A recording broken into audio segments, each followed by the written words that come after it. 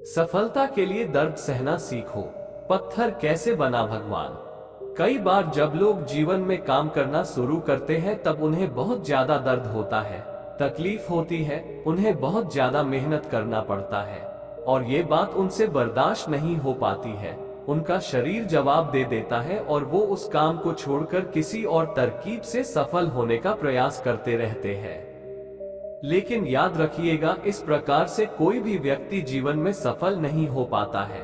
याद रखिएगा कि सफलता का मार्ग मेहनत, दर्द और तकलीफ से होकर गुजरेगा और यह आपको सहना ही पड़ेगा, तो इसके लिए आप हमेशा तैयार रहिए। तो चलिए इस बात को एक कहानी के माध्यम से समझते हैं।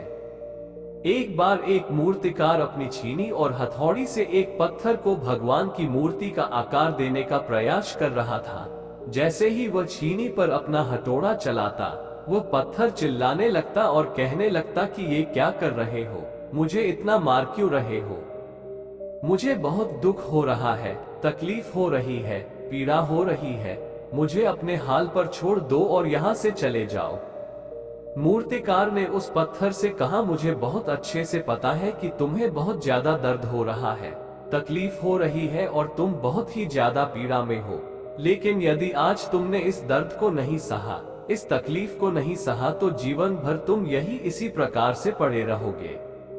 मुझे पता है कि तुम में आगे बढ़ने की अपार संभावना है, तुम एक बहुत अच्छे पत्थर हो, लेकिन यदि तुम इसी प्रकार से रहोगे तो कभी भी आगे नहीं बढ़ पाओगे।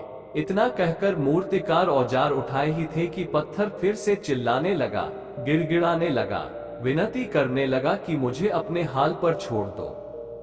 मुझे पता है कि जीवन के लिए कौन सी चीज सही है और कौन सी चीज गलत है। मुझे बहुत ज्यादा दर्द हो रहा है, अब मैं इस तकलीफ को बहुत ज्यादा नहीं सह सकता। मैं जिस हाल में हूँ उस हाल में छोड़कर मुझे तुम यहाँ से चले जाओ। उस मूर्तिकार ने फिर से उस पत्थर को समझाने की कोशिश की, ज्यादा अधीर मत बनो और अपने सब्र को बनाए रखो, थोड़ी देर और इस दर्द को सहो।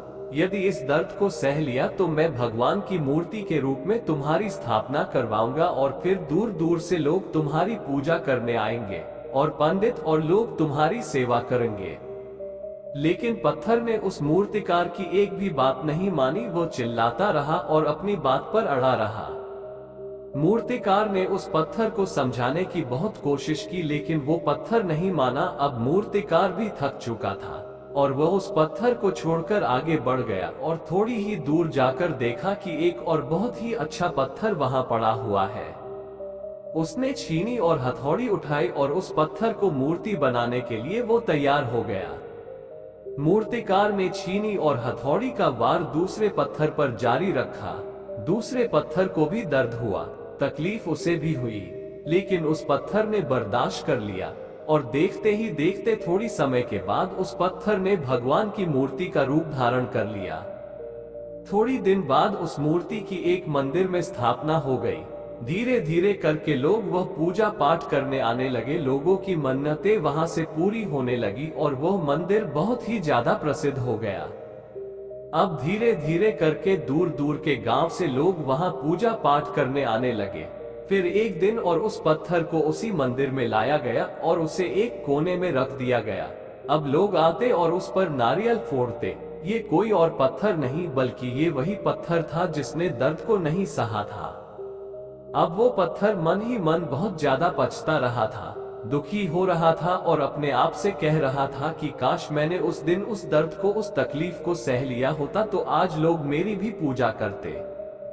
इसलिए आप भी अपने जीवन में हमेशा याद रखिएगा कि जब भी आप अपने करियर की शुरुआत में किसी काम को कर रहे हो, पढ़ाई कर रहे हो या कोई भी काम कर रहे हो और उसमें आपको दर्द हो रहा है, तकलीफ हो रही है, ज्यादा मेहनत करना पड़ रहा है, तो आप रुकिएगा मत, किसी और रास्ते की शुरुआत मत करिएगा, क्योंकि कोई और रास्ता आपको सफलता नहीं दे सकता है। आपको उस दर्द को, उस तकलीफ को सहना ही होगा और उस दर्द को, उस तकलीफ को सहकर आप ज्यादा मजबूत बनेंगे और तभी आप अपने जीवन में आगे बढ़ पाएंगे।